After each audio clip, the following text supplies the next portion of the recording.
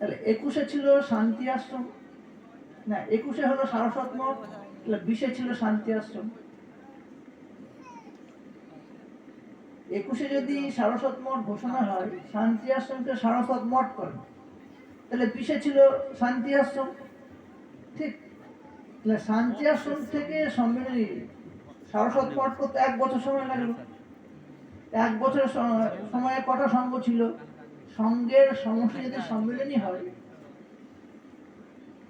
সংঘের সমষ্টি যদি সম্মিলনী হয়, তাহলে 20 সালে ছিল শান্তি আশ্রম, 21 হলো সারস্বত মঠ ঘোষণা, 22 হলো সম্মিলনী। ঠিক, তাহলে 1 বছরের মধ্যে যত সংঘ ছিল জানি না। আচ্ছা, প্রথম সম্মিলনী হয় 60 জনকে নিয়ে। প্রথম সম্মিলনী হয় 60 জনকে নিয়ে। 5 জন গেরস্থী ছিল। আচ্ছা, তাদেরকে উনি ব্যক্তিগতভাবে চিঠি লিখেছিলেন যে প্রাকৃতিক দুর্যোগ ছাড়া সম্মিলনীতে অবশ্যই তোমরা আসবে। আপনারা কি অনেকে আসেন না? তো প্রাকৃতিক দুর্যোগ ছাড়া আসেন না কেন জানেন না? প্রাকৃতিক দুর্যোগ ছাড়া সম্মিলনীতে অবশ্যই আসবে, আমি তোমাদের দেখব। ঠাকুরের বাণী। এবার যারা আসার ইচ্ছা হচ্ছে না বা আসছেন না, ঠাকুরের বাণী কোথায় গেল? আমি যদি জগতে কিছু নাও করে যেতাম, খুব ভালো কথা, এই সম্মিলন আমার স্মৃতি বহন করবো, খুব ভালো কথা, তাদের এবার কি হবে তাহলে? আচ্ছা, প্রতিষ্ঠাতার কথাই যদি না মানে, তখন তো কোনো কথা মেরে কি ফায়দা? সম্মিলনী যিনি প্রতিষ্ঠা করেছেন, প্রতিষ্ঠার কথাই যদি না মানা হলো আমাদের, আর কি অন্যান্য করে মানবে না। আচ্ছা, তাহলে দেখতে হবে স্তোত্রপাঠ কি করে হয়েছে। আমি বলছি ঘটনাটা না জানলে হবে না। শুধু বগুড়ার যে আশ্রম ছিল, সুরেন হরপ্রসাদ, এরা সাংসারিক গৃহী, কিন্তু ওরা আদর্শ গৃহস্থ জীবন এই জন্য করছে, কারণ ঋষিমা নির্বাণ সন্ন্যাসী হয়েছে, আদর্শ না হবে না, সব মঠে এসে গেছে। তখন ওরা ঠাকুরকে ভালোবেসে হোক, কাজকর্ম করে হোক বা কিছু করে, ওরা খুব আনন্দ পেত, খুব আনন্দ, মানে বিষয় চিন্তাটা না থাকলে ঈশ্বর চিন্তা আনন্দ হয়। বাস, আমি যদি গুরু গুরু করি তাহলে কিন্তু আনন্দ হয়। আর তুমি পড়েছো না কে, যখন তোদের কোনো কাজ থাকবে না, এই কথাটা কাজ থাকবে, কি কাজ থাকবে না? কাজ ছাড়া তো থাকতে পারে না। তুমি ঠাকুরের একটা বাণী করেছো ফোনের মধ্যে, তোদের যখন কোনো কাজ থাকবে না, মানে কি থাকবে না? গীতায় ভগবান বলেছেন যে মনে মনে চিন্তা করে, হ্যাঁ, সে আসল চোর।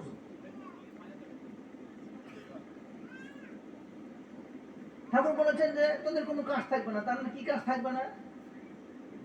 চিন্তা থাকবে না, মানে কি থাকবে না? কথাটা আমি মানে বুঝলাম না, কথাটা মানে, তোদের যখন কাজ থাকবে না, তখন জয় গুরু জয় করবে।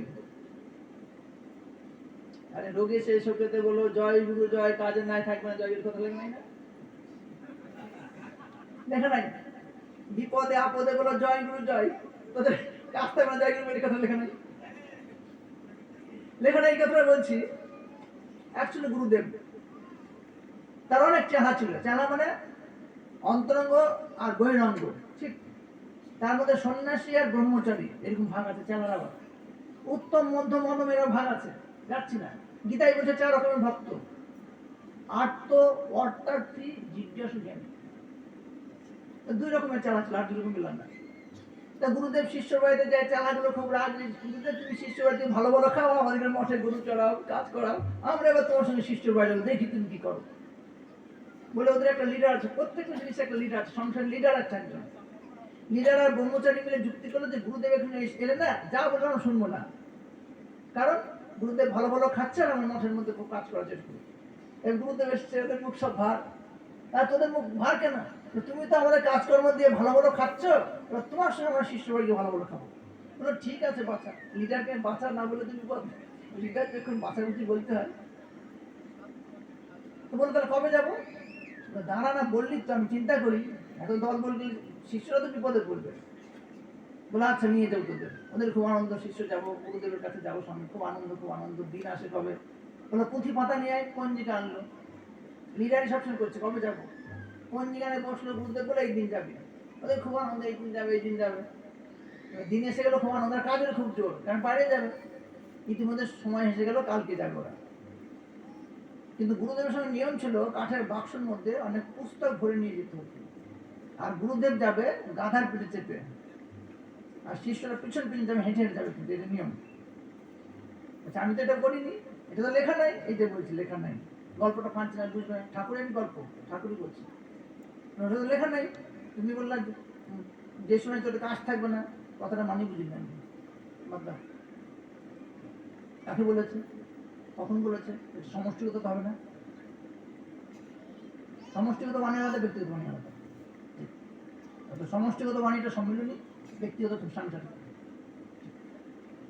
ঠিক আছে, তার দিন পড়েছে, যাচ্ছে, সকাল সকাল উঠেছে, স্নান টান করে উঠেছে, স্নান টান করে বেশ যাচ্ছে, সেজে গুজে, আর গুরুদেব তো যাবে গাধার পিঠে, তারা গাধারে খাইটাই সুন্দর করেছে। গুরুদেবের গাধা মানে বুঝতেই পারছো, আমার সঙ্গে যদি আসু গেল, গুরুদেবের শিশু তো ভালো বিশাল ব্যাপার, মানে যা হয় আর কি।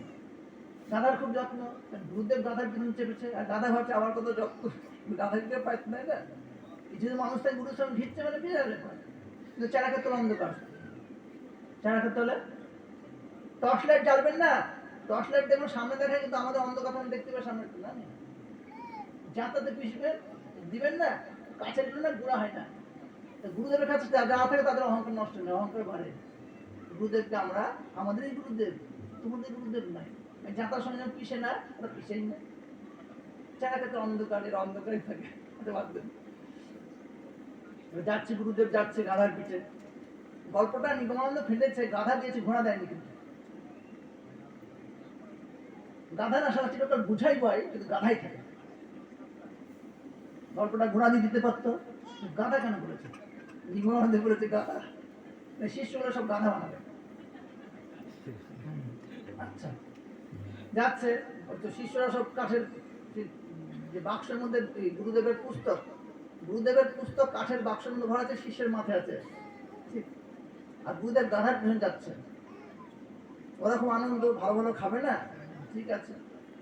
এবার যাচ্ছে, তো দুই দিকে খাদ আর মধ্যখানে রাস্তা আছে, এবার ওর যেতে হবে ভিতর দিয়ে। হ্যাঁ, না, তারা যে মঠের মধ্যে ছিল, গুরুদেব গুরুর সঙ্গে শিষ্য বলে কি কি নিয়ম করতে হবে একটু বলে দেন। ওদের যে জলের লিডার একটা বড় খাতা এনেছে, পেন দিয়ে লড়ে বলবে, গুরুর সঙ্গে শিষ্য গেলে কি কি নিয়ম পালন করতে হবে। গুরুদেব বলে দিয়েছে এই নিয়ম পালন করবে, খাতায় লিখেছে, হলো লিখে নিয়ে যাচ্ছে, সে খাতাটাও আছে, কিন্তু চালার কিছু নেই। এবার দুই দিকে খাদ, মধ্যখানে রাস্তা। আমাদের সংসার বুঝতে পারছেন, দুই দিকে খাদ, মধ্যখানে রাস্তা। ধর্মের পথ যে খুব কঠিন, এটা প্রমাণ। খাদ কিছু, রাস্তা কিছু জিনিস নেই, রূপরং গন্ধ শব্দ স্পর্শ করে খাদ খুলে গেলে থাকছে, তার মধ্যে ধর্ম পথন ঠিক আছে, যাচ্ছে। ইতিমধ্যে যেতে গিয়ে না, গুরুদেব গাধা সহ খাদে পড়ে গেছে, গুরুদেব গাধা সহ খাদে পড়েছে। এবার গুরুদেব নিচে, নিগমানন্দের গল্প হচ্ছে, গুরুদেবকে নিচে রেখেছে আর গাধাকে উপরে রেখেছে। নিগমানন্দের গল্প হচ্ছে, গল্প কিছু কারণ আছে, গাধা কেন নিচে রেখেছে উপরে, গুরুদেব কেন নিচে ছিল, কেন গাধা হবে, এটা পিছনে কারণ আছে। নিগমানন্দ তো গাধা ছিল না, না, গুরুদেবকে নিচে রেখেছে, গাধাটা খুব লাভ আছে। গুরুদেব বলছে বাঁচা বাঁচা, হতভম্ব। এবার দলের লিডার বলছে, গুরুদেব, গুরু সহ গাধা খাতা বলে কি, এটা তো খাতায় লেখা নেই, এটা তো খাতায় লেখা নেই, গুরু সহ গাধা খাদে করিলে কি করতে হবে, এটা খাতায় লেখা নেই, বলে এটা তো লেখা নেই। গুরুদেব চিল্লাছে, দাও ছোড়ো না, ওরা বাঁচা ধর, দড়ি দিয়ে খাতাটা পেনটার নিচে নামিয়ে দাও, আমি লিখে দিই। দলের লিডার সে দড়ি বেঁধে খাতা পেন লিখে দিয়েছে, কারণ যদি গুরুদেব না লিখে দেয় বলে লিখে দিয়েছে, গুরুদেবের বিশ্বাস নাই, ঠিক আছে। গুরুদেব লিখে দিল, গাধা কিন্তু লাফাচ্ছে, গুরুদেব লিখছে, গুরুদেব গুরু সহ গাধা খাদে পড়িলে আগে গাধাকে তুলিবে, তবে লিখে দিয়েছে, যে লিখে দিয়েছে এই জোর, এইটা তুলতে শুরু করবে। গুরুদেব বললো, এমন ধন্যবাদ শিষ্য আমার দরকার নাই, সবই লেখা থাকবে না, সবই বলতে হয় না, টানে বলে, টানে কি করতে হয় এটাই বলবে না। আচ্ছা, এ বলেছে, দেখুন কথাগুলো, এটা কিন্তু এটা নেটে দিয়ে দিচ্ছে, মানুষ কি বুঝবে, মানুষ কি বুঝবে, তোদের যখন কাজ নাই তখন জয়গুলি করবি, বলুন তো, কার কাজ নাই? দেহের কাজ করবেন না, প্রাণের কাজ আছে, বাতাস বলছে না, সোহাম বলছে না, এবার কি বন্ধ করবেন? মনের কল্পনা বিকল্পনা আছে না, কি করবে বন্ধ করবে? কাজ নেই মানে কি নাই? কার কাজ নাই? গুরু যদি কাজ থাকে, শিষ্যের কার কাজ থাকবে না? আচ্ছা, ঘুমের সময় যখন জয় করে যখন ঘুমের সময় অবচেতন মনে যখন করবি, সেই মধ্যে আমি ঢুকে পড়বো। ঠিক ঘুমের জীবন্ত অবস্থায় তুই ঢুকবো, তা বলছি না। যখন ঘুমাবি, অবচেতন যখন মন হবে, তোদের আর কিছু করার থাকবে না, তখন আমি ঢুকে পড়বো। দেহ নিয়ে ঢুকে পড়বে না, ওই দেহটাকে কিন্তু ঢুকা যায়। তাহলে নিগমানন্দের আমিটা হলো আমাদের মতো দেহত্ববাদী আমি নয়। কারণ তো নির্বিকল্পে কি ওই বিন্দু আমি কথাটা ঠিক আছে না? তাহলে বিন্দুটাই ঢুকবে বলছে, গুরু ঢুকবে না। গুরু কোথা থেকে ঢুকবে? গুরু যেখানে ছিল সেখানেই আছে। গুরু যেমন ছিল তেমনই আছে, তেমনই থাকবে। ঢুকাঢুকির প্রশ্ন নেই। কোথায় ঢুকবে, কোথায় যাবে? তাহলে এই বাণীটা সার্বভৌম হবে না। আর কাজ দেহ না করলে প্রাণে করে, প্রাণে না করলে মনে করে, মনে না করলে বুদ্ধি করলে, বুদ্ধি না করলে চিত্ত করে, চির অহংকার। কাজ করেই যাচ্ছে, কারণ কর্মগুলো কি ভগবান শ্রীকৃষ্ণ বলেছেন, কর্ম করবি, ফলের আশা করবি না। ঠিক বলুন তো, কর্ম করবে, একটা গাছ লাগাচ্ছে, যে এই গাছ ফল দিবে না, কেউ গাছ লাগাবে? বলুন না দেখি। আপনি গরু পুষবেন, দুধ দিবে না, গরু পুষবেন? আপনি বাচ্চা পয়দা করবেন, বাচ্চারা দেখবে না, প্রশ্ন করি, দেখবেন তো নালিশ করছেন কেন? বলেছেন না কর্ম ফলের আশা করবি না? ঠিক, ছেলে মেয়ে বানিয়েছেন, তো ফলের আশা করছেন কেন? কিসের দুঃখ আপনাদের? ছেলেটা এই ভাত নিন্দা করছেন কেন? বৃদ্ধাশ্রম হয়েছে কেন? ফলের আশা করছেন, বৃদ্ধাশ্রম হয়েছে, তাই না? কৃষ্ণ বলল যে কর্ম করবি, ফলের আশা করবি না। ফল ছাড়া কর্ম হয়? বের করুন। বলে আমি এটা রাখবি না, আমি সত্তাটা রাখবি না, কর্ম করবি। এই যে পরমহংসরা কত কর্ম করেছে, করেনি? কিন্তু আশা নাই। আশা করেনি, করেছে কিন্তু আশা করেনি। প্রশ্ন করি, কিন্তু আশা না করে দুঃখ করেছিস কেন? সব আফসোসের বাণী, বই বের করবে। সত্যানন্দের বই পড়ো, সব আফসোস দুঃখ, বের করো। নিগমানন্দের বইয়ের সব আফসোস চিঠিগুলো, খাবি দাবি লাফাবি, সব যখন পালিয়ে যেত খাবি, তাহলে দুঃখ তো আছে। যে নিষ্কাম কর্ম, দুঃখ কিসের? নিষ্কাম কর্ম যদি করি, দুঃখটা কিসের? হ্যাঁ, দুঃখ কিসের, ক্রোধ কিসের? আমার কর্মই নাই। নিষ্কাম কি? কর্ম আছে, নিষ্কাম আছে, কোন কথায়? নিষ্কাম কর্ম। হচ্ছে ফলের আশা করতে মানা করছে। বলুন তো, ফলবিহীন কোনো জিনিস হয়? বলুন। কে পূজা করেন, কে পাঠ করেন, কে দীক্ষা নিয়েছেন ফলবিহীন? বলুন তো দেখি। ফল নাই এমন জিনিস দেখান কি আছে পৃথিবী? তা দেখান না। এই ছেলে মেয়ে মানুষকে যে ফল চাইছেন না, ছেলে আপনাকে ভাত দিবে, দেখবে, এই জন্য তো ফল। গাছ লাগাচ্ছেন, গরু পুষছেন, ছাগল পুষছেন, মুরগি পুষছেন, বলুন তো কে কার ফলের আশা নাই? কার নাই?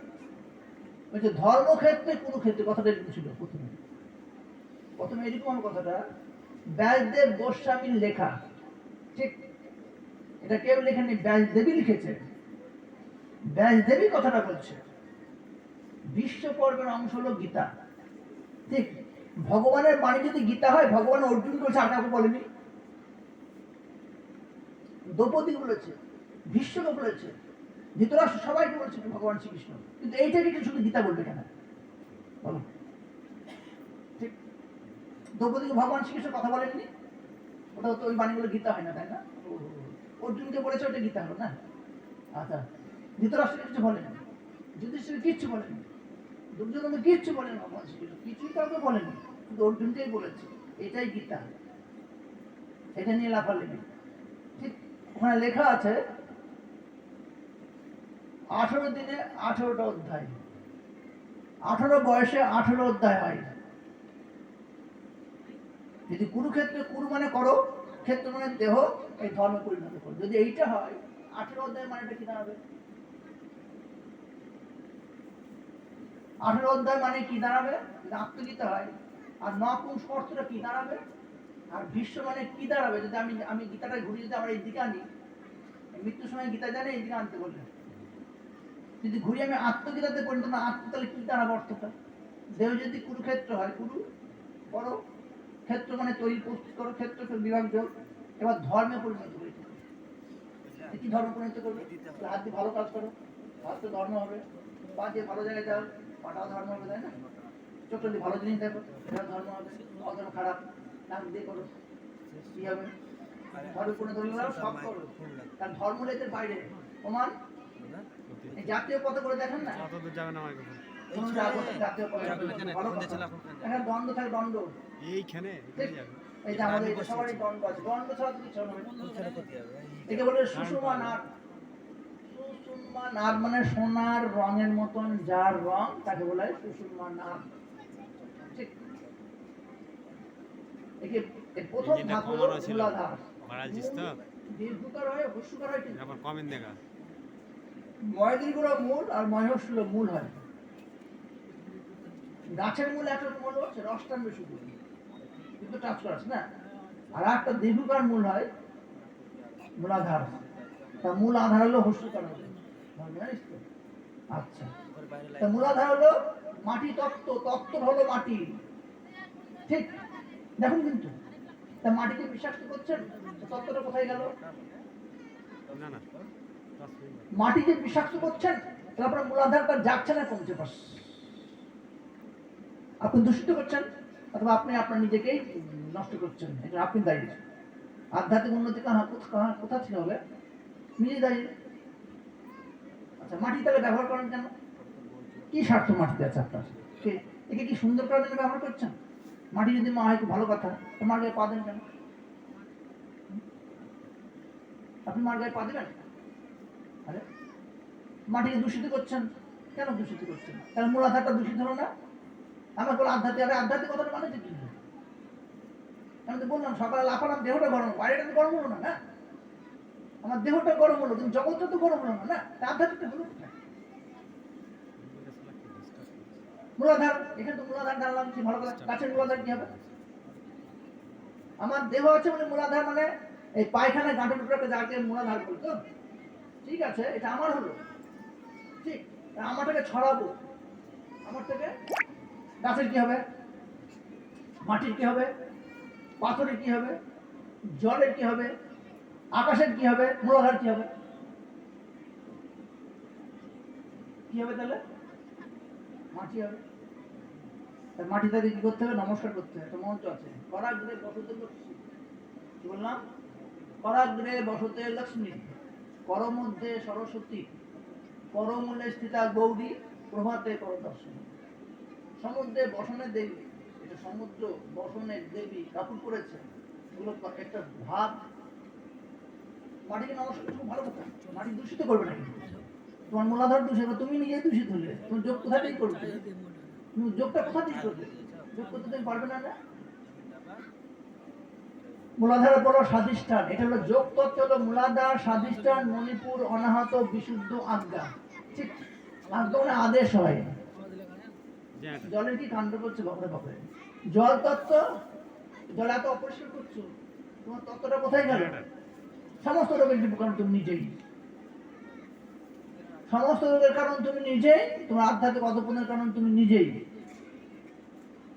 ঠিক আছে, জল তুমি কি করছো তুমি জানো, জগৎ অপব্যবহার করছো, তোমার ব্যক্তিগত ব্যাপার, জল দূষিত তুমি ব্যাপার তুমি করছো, কারণ জলটা যে ফেলছো, ফেলাতে যে দূষিত জিনিস মাটি টানছে, আবার সেই জলটাই খাচ্ছ, ঘুরিয়ে তুমিই খাচ্ছ, তুমিই করছো, তুমিই খাচ্ছ। আধ্যাত্মিক উন্নতি তোমার হল কোথায়? হলো বের করো, কোথায় হলো? অগ্নিতত্ত্ব, নাভি, তাহলে মূলাধার পায়খানা দ্বারা যদি সব রোগ ভালো করতে হয়, তো মূলাধারে ধ্যান করো। ওই যে বললাম, তুমি রোগের কারণ তুমি নিজে, কিন্তু কারোর দোষ দিবে না।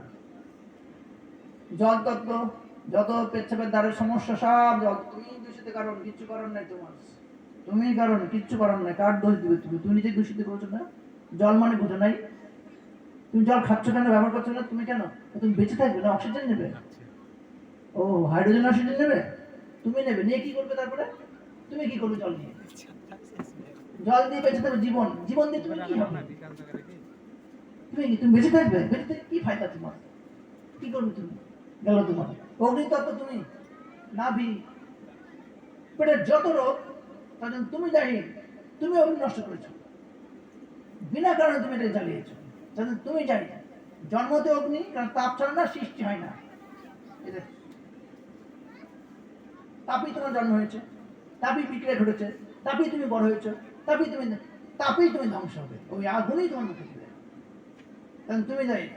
তুমি তৈরি থাকো, যেটাতে তুমি তৈরি হচ্ছে সেটাই তোমার যাবে শেষ। ভাববেই তোমার কিচ্ছু করার নাই। পঞ্চভূত পঞ্চতত্ত্ব তোমাকেই গ্রাস করবে। তুমি তুমি ভাবছো যত আধ্যাত্মিক, কোথা থেকে হবে আধ্যাত্মিক? কে দেবে তোমার? কে দেবে আধ্যাত্মিক? জল দেবে? তুমি জলকে শ্রদ্ধা ভক্তি করো? মাটি দেবে? মাটিকে তুমি শ্রদ্ধা ভক্তি করো? মানে তোমাকে আধ্যাত্মিকটা কে দিবে? আগুন দিবে? আগুনকে তুমি শ্রদ্ধা ভক্তি করো না? আধ্যাত্মিক তোমাকে কে দিবে? আধ্যাত্মিক মানেটা কি? ভগবান মানেটা কি? ভগবান কোথা থেকে আসবে? মানে এদের জলের মধ্যে ভগবান আছে, মাটির মধ্যে ভগবান আছে, আগুনের মধ্যে ভগবান আছে। তোমার আধ্যাত্মিক দেবে কে? ঠাকুর কোথা থেকে আসবে? ঠাকুর পঞ্চভূতে মিলে গেছে, দেহটা মিলে গেছে, ও কোথা থেকে উঠে আসবে? কৃষ্ণ দ্বারকায় জল সমাধি, সলিল সমাধি হয়ে গেছে, ওই দেহটা আসবে না। কৃষ্ণ কথাটা পাল্টিয়ে যাবে। কথাটা পাল্টিয়ে দাও, তোমার দেহ যখন আসবে না, অন্য দেহ আচ্ছা তোমার দেহ যখন পঞ্চভূত তৈরি আসবে না, অন্য দেহ আশা করো তুমি কি হবে? তোমার ধারণাটা ভুল, তোমার ধারণাটা পরিষ্কার নাই। বাতাস থেকে ভগবান পাবে,